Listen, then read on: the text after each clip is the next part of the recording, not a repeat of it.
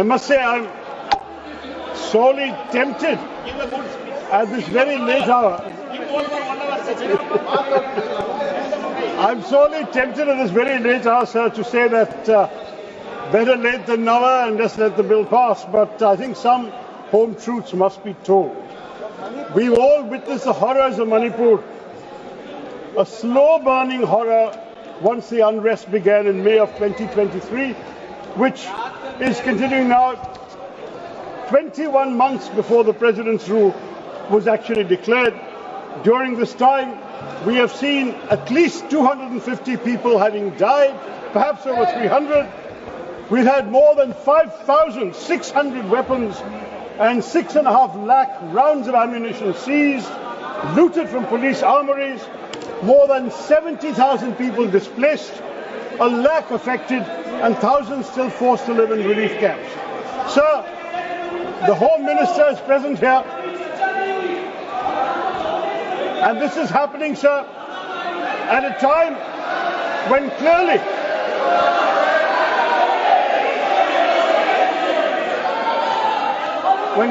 those responsible for maintaining law and order have not done their job. The issue of national security has been before this House, sir, and the fact that when we found all these tragedies happening, no decisive action was taken for almost 2 years. My party called repeatedly for an earlier imposition of President's rule. That did not happen, and I am very sorry to see that it was only when the Chief Minister resigned on the 9th of February, the State Assembly had to reconvene by the 12th, but even though Article 174(1) of the Constitution requires it, it was not possible to convene the State Assembly.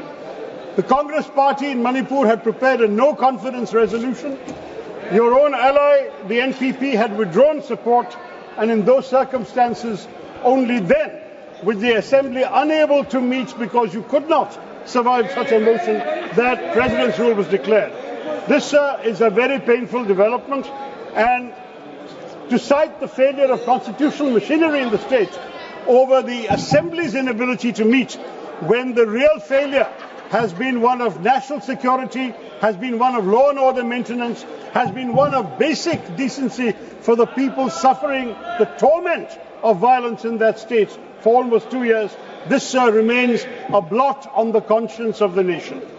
Today now, this is the 11th instance that we will be approving President's rule in Manipur, which is a record, sir, the highest of any Indian state in the last 77 years. No state has had to go under President's rule for 11 times, as Manipur has done. Now, sir, this is a very serious moment in our own country's history and in the history of Manipur.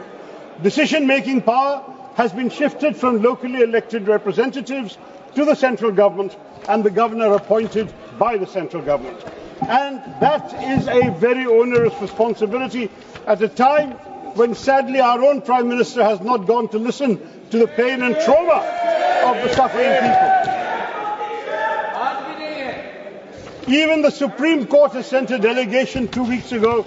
They have visited, they have seen the conditions of the people there, and we would urge that this omission be rectified as soon as possible. In addition to that, sir, we really have to look at what President's rule means in practice for the people of Manipur. They've suffered a long history of insurgency. There have been various armed groups running amok, demanding autonomy, independence, God knows what else. They're often operating outside the law. Governance and law enforcement have been pretty much non-existent under the previous, now departed government. And at the same time, as a result of this condition, infrastructure development has been hampered, economic growth has suffered, and integration with the rest of the country has been largely absent, sir. Manipur has a rich cultural heritage, natural resources, and yet it's struggling with economic underdevelopment, limited industrialization, high unemployment rates, and inadequate infrastructure. On top of that, the biggest crisis we're facing today, sir, is that there has been an erosion of public trust in the state of India, the state of Manipur, and its institutions. And that legitimacy has to be regained during this period of President's rule. On top of that, we are seeing The state is facing severe challenges from illegal immigration and drug trafficking, exacerbating the social and economic conditions I've mentioned. There has been, sadly, a situation where in 2023, a prominent Manipuri woman police officer resigned from the force, blaming the Chief Minister and the government for actually interfering in drug investigations and sheltering drug lords. This has been an absolute shame for the nation, sir. Now, in these circumstances, what do we want, Mr. Speaker? We would like to see President's rule seen as an opportunity to heal the state. It has to be an opportunity to foster dialogue amongst communities, to promote economic development, to ensure accountability in governance, and to respect constitutional values that have been cast to the winds over the last 2 years. It's essential now to restore the infrastructural power of the state. The state needs to restore its credibility. And here, President's rule is a necessary but not sufficient condition.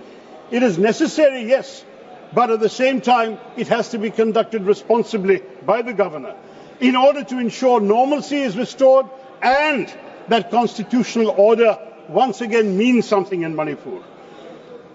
We now have 288 companies of Central Armed Police Forces, 150 battalions of the Indian Army and the Assam Rifles. They can deal with the violent conflict and the insurgency, but at the same time we must be painfully conscious, sir, that when we devote such substantial resources to counterinsurgency operations, to law and order enforcement, we are diverting funds and attention from development projects, essential services like education and healthcare that the people of Manipur desperately need. Violent conflict primarily stems from a legitimacy crisis. And it's not the other way around, sir. It's the fact that the state has lost legitimacy that permits violence to run rampant. And the challenge now is to build legitimacy for the state. Create once again faith in the institutions. That's what the governor will have to do. And at the same time, end the insurgency and restore social order, peace and stability. And then the challenge for the government, and I'm sure the Home Minister will have to agree with us on this, must be to promote dialogue. Promote dialogue amongst communities that have been at war with each other, that have been alienated from each other. Promote inclusive policies that erase the divides in Manipur society. This, sir, is the task confronting us. If President's rule is to be used for any good purpose, this is the only purpose that it must serve. We have to come back again within 6 months to actually once again renew this proclamation. So I say to the Home Minister and to the government, of course we will all go along with this resolution. We are not going to oppose it. We know that constitutionally it is required for the country.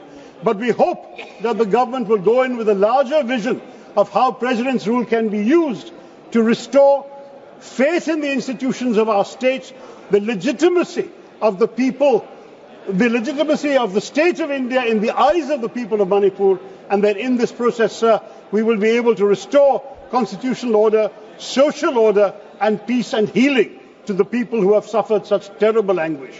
No one should have to go through what the people of Manipur have endured. Let us not add neglect to that. Let us not use President's rule only as a law and order enforcement mechanism. Let us think of the people of Manipur and bring them healing, closure and peace.